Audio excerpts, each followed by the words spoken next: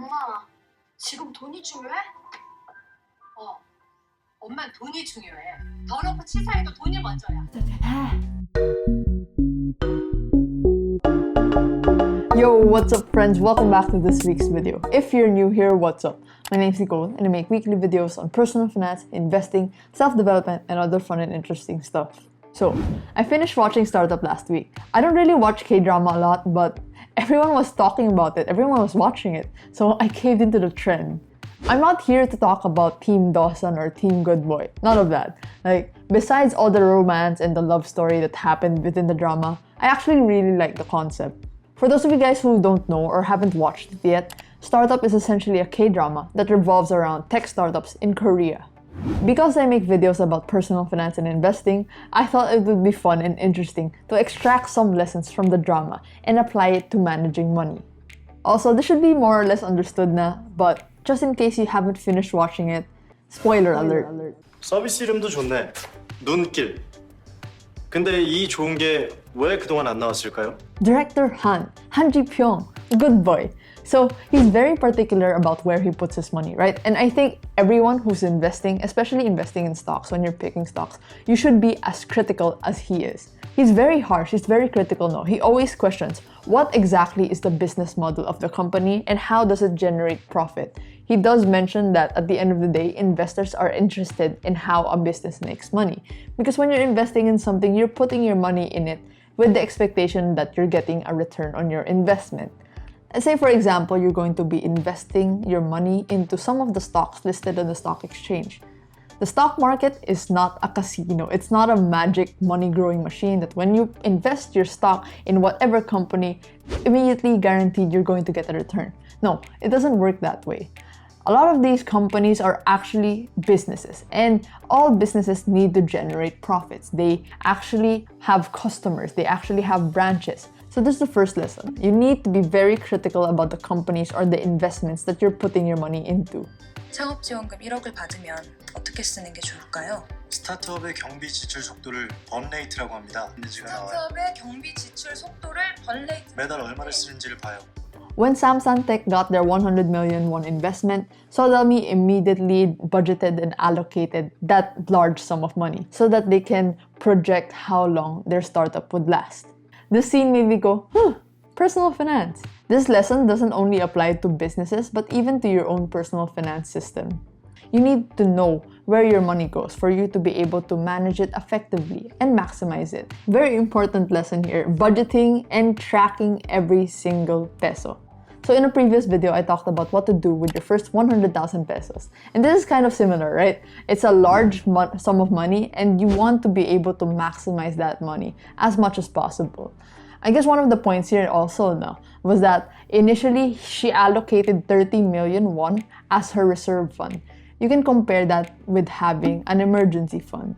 So it's very important when you're starting out in your personal finance journey is to build up some cash reserves on the side.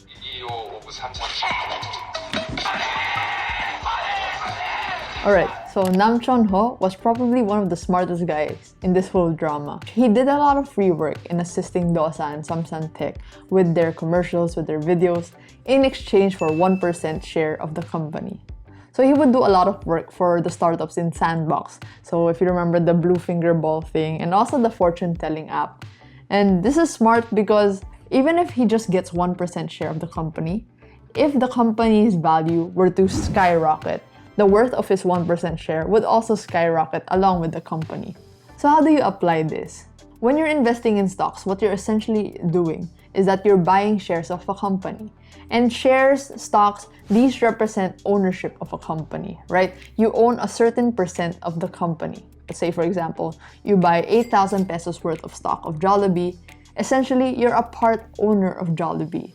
So one of the ways you earn in the stock market is through capital appreciation. So let's say you're buying a stock of company A. Let's say each share is worth 100 pesos. Let's say in the next 6 months or maybe 12 months, the value of one share rises to 120 pesos. That's how you make money because essentially the stocks that you own at 100 pesos is now worth a lot more at 120 pesos.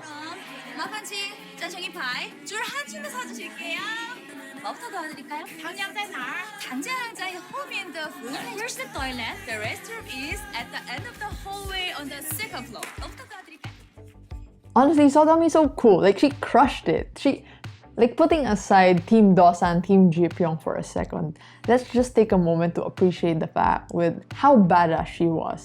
Like, honestly, she didn't have a college education. In the early parts of the drama, you really saw how she was looked down upon. She couldn't even secure a real job. She would always go from job to job, doing a lot of jobs just to make ends meet.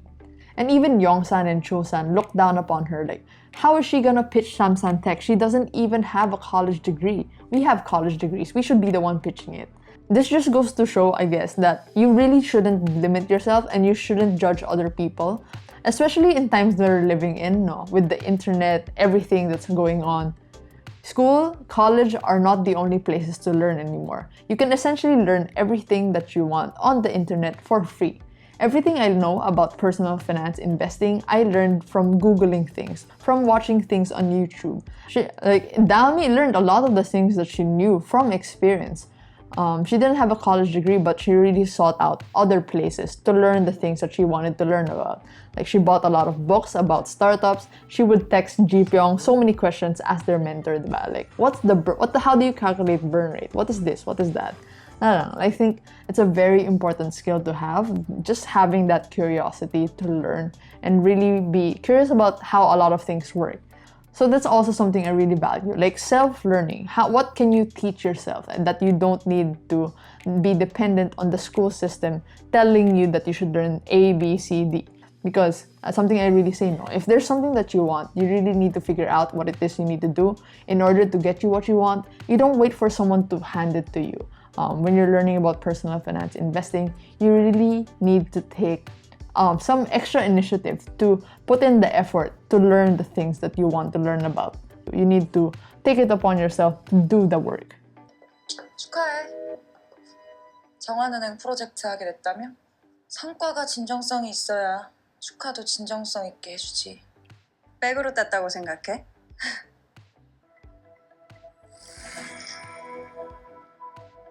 정한은행은 해커톤 때 인사했어. So I made a video where I said with confidence that opportunities are everywhere and you just need to find a way to go and grab them. So during the hackathon, right, Injay said that while Dalmi was sleeping, she was out there shaking hands with the people who are there. There are a lot of investors there. And she would introduce her company, pitch her company, and just explain to them what they do.